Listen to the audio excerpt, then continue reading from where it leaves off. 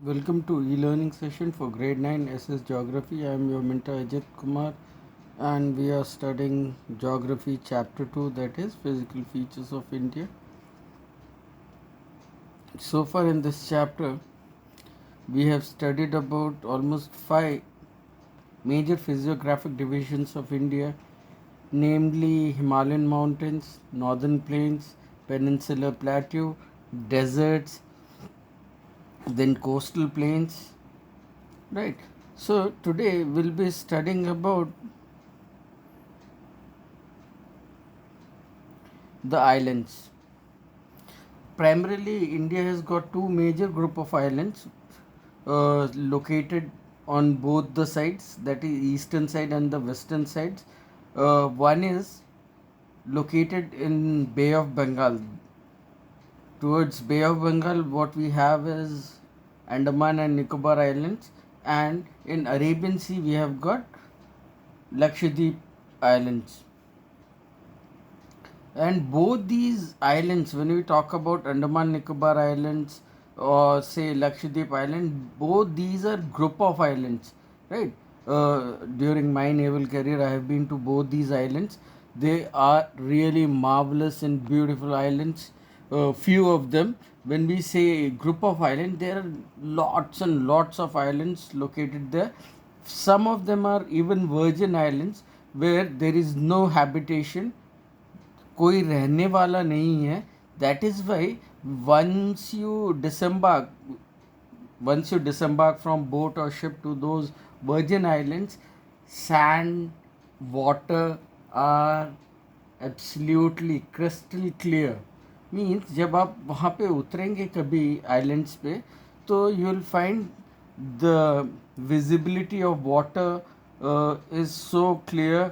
Means अगर आप boat में खड़े हैं तो पानी के 10 मीटर 20 मीटर डेप्थ के नीचे भी आपको एकदम क्लियर दिखाई देगा. इतना साफ़ सुथरा पानी है, राइट? क्यों? क्योंकि वहाँ पोल्यूशन नहीं है, लोग नहीं है, गंदगी नहीं फैली है और हैबिटेशन है नहीं. There are no people staying there. तो एकदम साफ़ सुथरा चीज़ है. तो बहुत सारे आइलैंड्स का ग्रुप है, मगर मेजरली दो आइलैंड हैं, अंडमान निकोबार और साथ में छोटे छोटे कई ऐसे आइलैंड्स हैं. जैसे हम अक्सर जाया करते थे, माया बंदर करके एक छोटा सा आइलैंड है. फिर एयरफोर्स का एक बेस है कार निकोबार में. तो देर आर स्मॉल आइलैंड्स. तो इनका स्ट्रैटेजिक एडवांटेज तो बहुत बड़ा है ही हमारे पास, क्योंकि आपने चैप्टर 1 में भी पढ़ा है कि जब हमारे पास अंडमान निकोबार आइलैंड्स है या फिर मिनिकोय कवरती आइलैंड्स हैं, तो इनका स्ट्रैटेजिक एडवांटेज है क्योंकि ये हमारे रीच को बढ़ा देता है. अब हम बांग्लादेश की तरफ देखें या फिर साउथ ईस्ट एशिया की तरफ देखें, म्यांमार की तरफ देखें, तो इन सब से हमारी दूरी को काफ़ी रिड्यूस कर देता है. क्योंकि ये ग्रुप ऑफ आइलैंड क्योंकि हमारे कंट्रोल में है, कब्ज़े में, तो हमेशा हमारा पकड़ इन सब जगहों पे ज़्यादा रहेगा. और जो भी ट्रैफिक आना जाना है शिप्स के थ्रू, चलिए एक बार मैप में देखते हैं, साथ में थोड़ी देर बात करते हैं, उसके बाद विल रेफर टेक्स्ट बुक. चलिए, तो यहाँ पे अगर हम देखें, ये हैं हमारे दोनों group of islands, Andaman Nicobar and Lakshadweep. तो आपके वेस्टर्न साइड में towards Arabian sea you will find Lakshadweep. Eastern side में बे ऑफ बंगाल में अंडमान एंड निकोबार आइलैंड्स. तो you see there are so many islands scattered all around bay of Bengal. तो ये बनता है हमारा. तो अक्सर we use to visit Mayabunder, Car Nicobar. Andaman में तो हमारा मेजर पोर्ट था. तो इस तरीके से ऐसे छोटे छोटे आइलैंड्स पे जाते थे. तो ये बड़ी एक अच्छी बात वहाँ देखा करते थे कि पानी बहुत क्रिस्टल क्लियर है. Because if you even visit Goa या कोई बीच, तो यहाँ के बीचेस बड़े गंदे से रहते हैं, बट यहाँ का बहुत clear, crystal clear. Even similar is the case with Lakshadweep में भी. And what we used to bring from there was corals.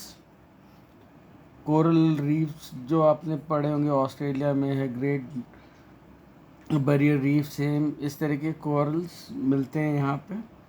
लाना अलाउड नहीं है, फिर भी थोड़ा बहुत हम बोट्स में ले लेते थे।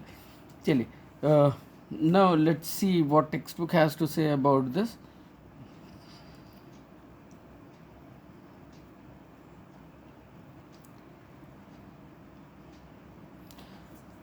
You have already seen that India has vast mainland. Besides this, country has two groups of island. Can you identify? We have already identified these two group of island. One is Andaman Nicobar and other is Lakshadweep. So that part is already done. We have located both the islands. Locate Lakshadweep islands group lying close to Malabar coast. अब इसका location अगर हम देखें तो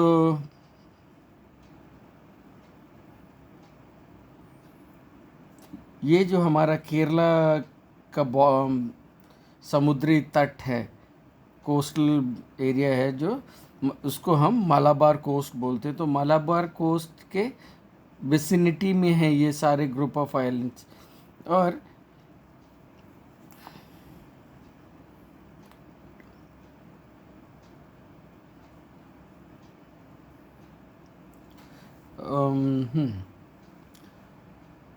the earlier they were this group of island is composed of small coral islands।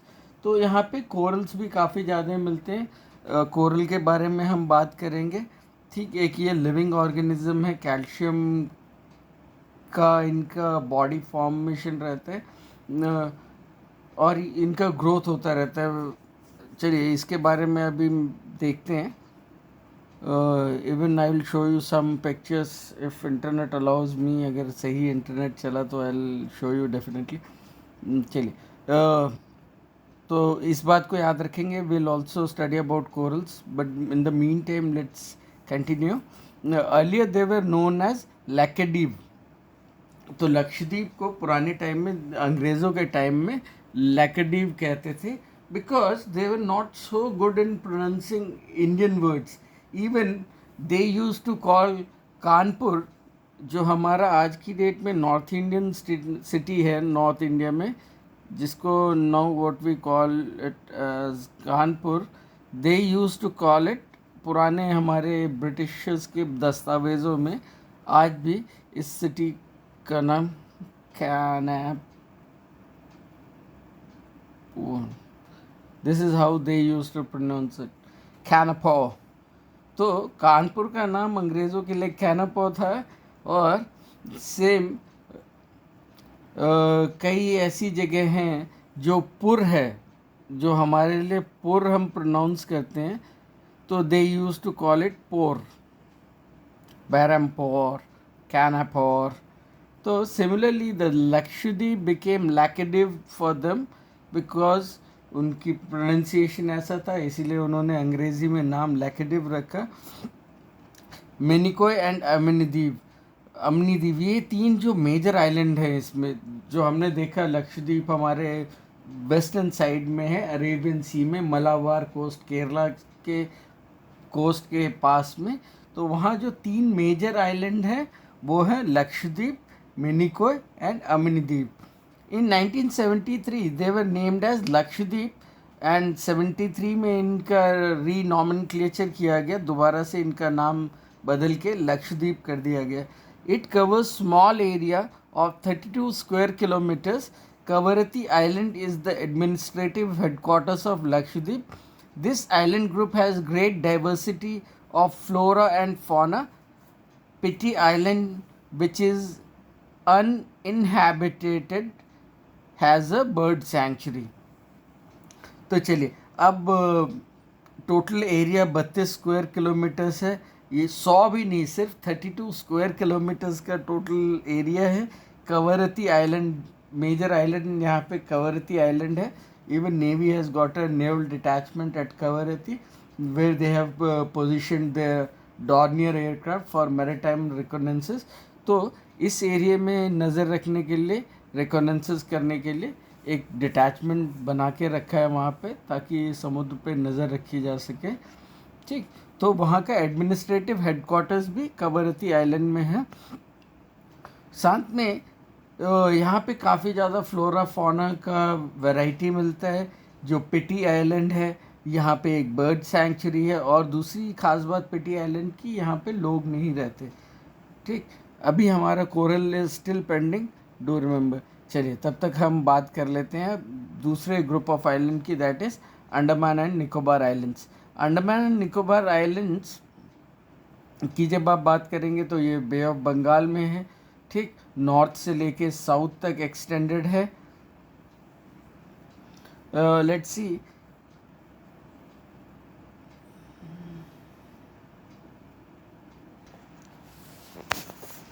now you see the elongated chain of island located in Bay of Bengal extending from north to south. तो जब आप अंडमान निकोबार को map में देखेंगे तो north से लेके south तक एक चेन जैसा छोटे छोटे छोटे आइलैंड्स आपको दिखाई देंगे। ठीक, इसीलिए हमने इनको बोले elongated chain of islands. These are Andaman and Nicobar Islands. They are bigger in size and are more numerous and scattered. तो यहाँ पे जब आप कंपेयर करेंगे लक्षद्वीप में से, तो अंडमान निकोबार आइलैंड्स में जो आइलैंड का साइज़ है वो काफ़ी बड़ा है। दूसरी बात, काफ़ी ज़्यादा संख्या में है और बिखरे हुए हैं। स्केटेड है मीन्स बिखरे हुए हैं। The entire group of island is divided into two broad categories, Andaman in the north and Nicobar in the south. It is believed that these islands are elevated portion of submarine mountains. These island group are of great strategic importance for country. There is a great diversity of flora and fauna in these group.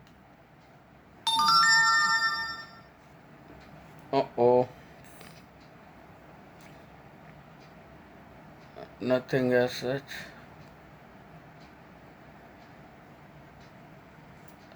Give me a moment, please.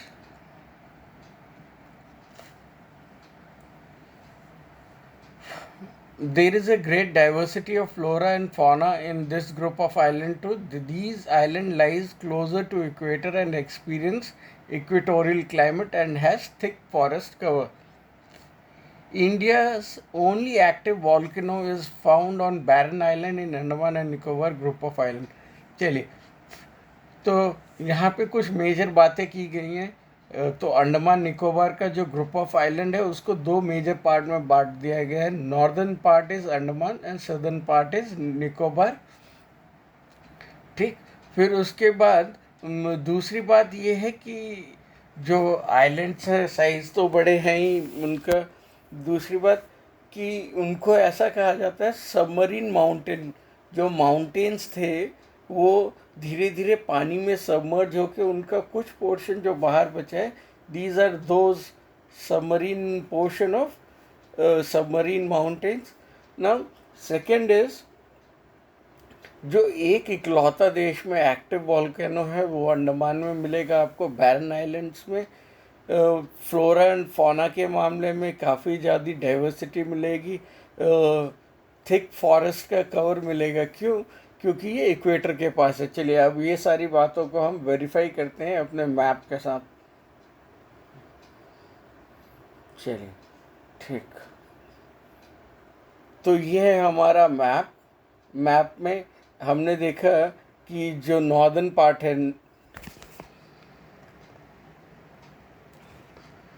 एक elongated chain आप देख रहे हैं यहाँ पे islands का, तो जो कि नॉर्थ से साउथ की तरफ है। नॉर्थ में जब आप देखेंगे तो अंडमान, साउथ में निकोबार। ठीक, फिर यहाँ पे वो एक बात कही गई है कि जो अंडमान निकोबार आइलैंड्स है ये हमारे इक्वेटर के बहुत पास है। और इंडिया के बारे में जब हम चैप्टर 1 में पढ़ रहे थे तो पढ़ा था इंडिया का जो सदर्न मोस्ट पॉइंट है 8 डिग्री 4 मिनट्स पे है। तो आप देखते हैं कि ये 8 डिग्रीज़ है, और अगर आप नॉर्थ इसके नीचे नीचे जाते रहेंगे तो somewhere here you will find equator.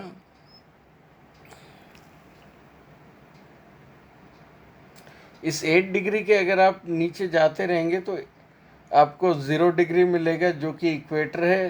तो अंडमान निकोबार का जो हमारा क्लाइमेट है वो इक्वेटोरियल क्लाइमेट रहेगा। तो यहाँ पे जो फॉरेस्ट का कवर है वो बहुत थिक मिलेगा आपको, ठीक। फिर इसमें हम कुछ बात कर लेते हैं कोरल आइलैंड्स की।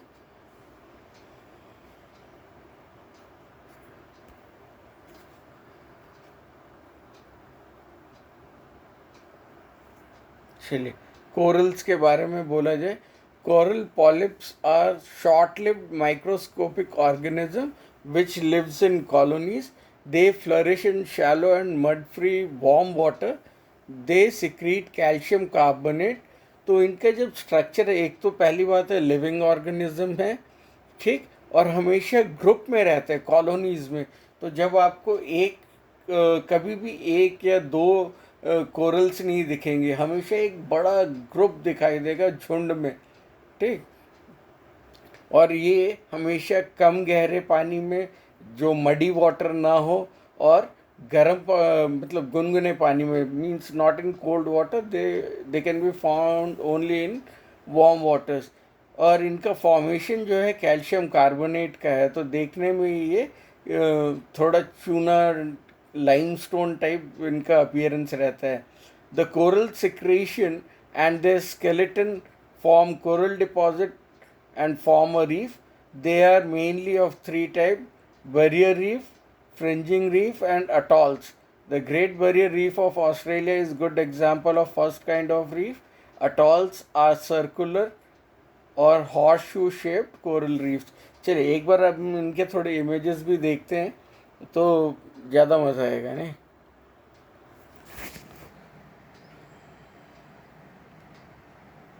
It all again depends.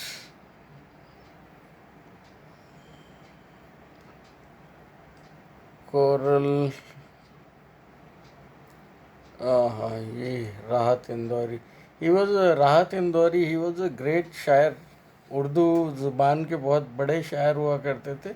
अभी रिसेंटली ही पास्ड अवे। तो I was searching for it, उनके बारे में कुछ पढ़ रहा था। कोरल्स,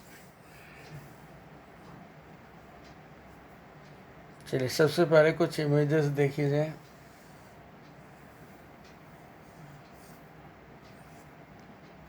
तो कुछ इस तरह का आपको शेप दिखाई देगा। See this. तो ये जो वाइट पोर्शन है इसका, जो बाहर का, ये सारा कैल्शियम से फॉर्म्ड है।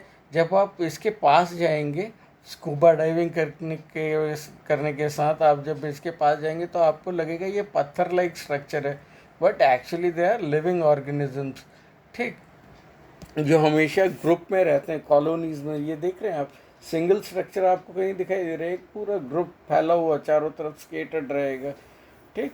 कैल्शियम कार्बोनेट से बना होगा, क्योंकि अब जो ये हमारा कोरल है ये हमेशा कैल्शियम कार्बोनेट सिक्रीट करता है, ठीक। चलिए और कुछ इमेजेस कलरफुल मिलेंगे। फिर इसका 3 क्लासिफिकेशन दिया गया है, वो भी देख लेते हैं। जब हमने इंटरनेट खोल ही दिया है तो सारी चीज़ों को देख ही लिया जाए। ओके, बैक, एक और बैक।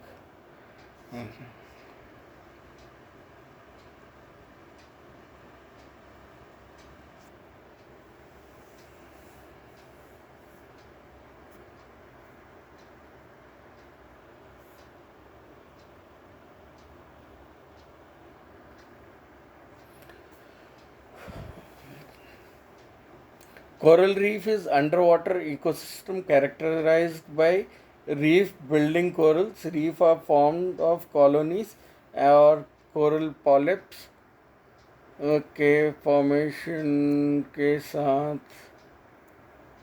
लेट्स सी, ये देखिए, ये जो अभी हम बात कर रहे थे, जो फ्रिंजिंग रीफ, उसका इमेज कुछ आपको इस तरीके से दिखाई देगा, और हमेशा शोर के पास में रहेगा ये, जहाँ पे पानी का डेप्थ कम हो, शैलो होगा।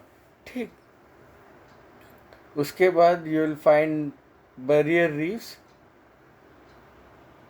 Next is atolls. Atoll reefs are more or less circular or continuous barrier reef that extend all the way around a lagoon without central island. इसकी कुछ इमेजेस आप देख पाएंगे। Atoll in Maldives,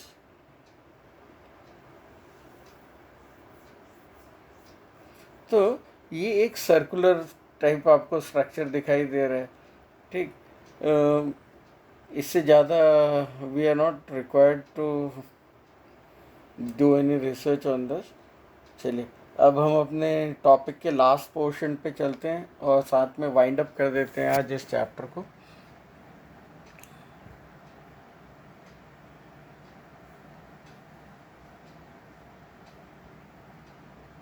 A detailed account of different physiographic unit highlights the unique features of each region. It would, however, be clear that each region complements the other and makes the country richer in their natural resource.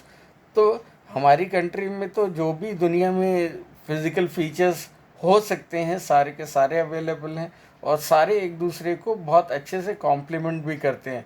ठीक, और इनकी वजह से हमारा देश natural resources के मामले में रिच हो जाता है। ठीक, मगर हमारे देश में प्रॉब्लम क्या है, रिसोर्सेज तो बहुत है हमारे पास, नेचुरल रिसोर्स, उनका यूटिलाइजेशन, ऑप्टिमम यूटिलाइजेशन नहीं कर पा रहे, इसीलिए कहीं ना कहीं हम उतने डेवलप नहीं हैं जितना है कि बाकी डेवलप्ड कंट्रीज़ हैं। जैसे जापान को देखें, Japan doesn't have any natural resource apart from human resource, मगर उसने सिर्फ ह्यूमन रिसोर्स के बेस पे इतना डेवलपमेंट कर लिया है। हमारे पास तो जबकि नेचुरल रिसोर्स का भंडार है, फिर भी हम कहीं लैगिंग बिहाइंड है। चलिए, the mountains are the major source of water and forest wealth. तो अब हम हर फिजियोग्राफिक डिवीजन को देखेंगे और उसके इम्पोर्टेंस को समझने की कोशिश करेंगे। तो जो भी हमारा माउंटेन्स है या हिमालयन माउंटेन्स हैं, हिमालयन माउंटेन हमारे लिए मेजर वाटर सोर्स है। जितने भी हमारे रिवर्स ओरिजिनेट हो रहे हैं, कहीं ना कहीं सब हिमालयन ओरिजिन से हैं, और यहाँ का जो फ्लोरा एंड फौना है वो बहुत ही रिच है।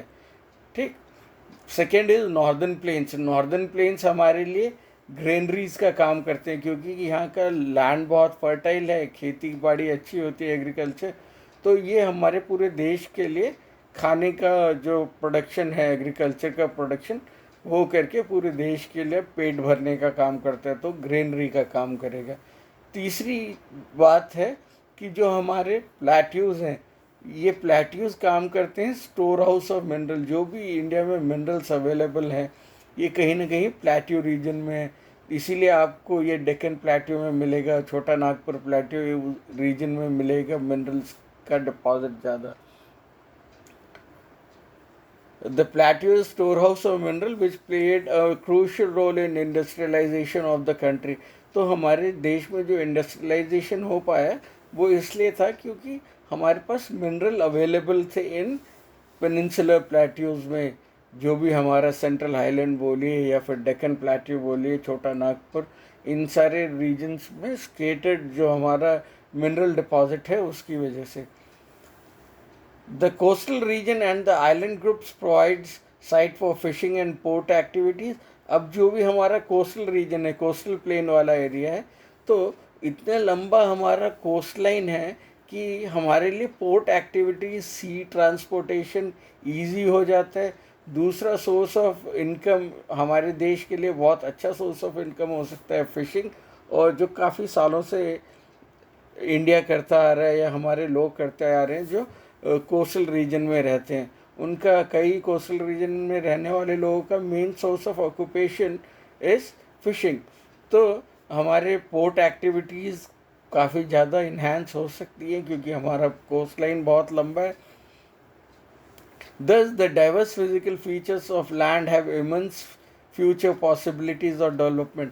तो हमारे ये जितने फिजिकल फीचर्स हैं, इनको अगर हम ध्यान में रखते हुए टेक्नोलॉजिकली एडवांस होके प्रॉपर प्लानिंग के साथ अगर यूटिलाइज करना शुरू करें, एक्सप्लॉइट करना शुरू करें इन सारी फीचर्स को, तो आने वाले समय में हमारे पास पॉसिबिलिटीज़ बहुत हैं कि हम अच्छा डेवलपमेंट कर पाएँ।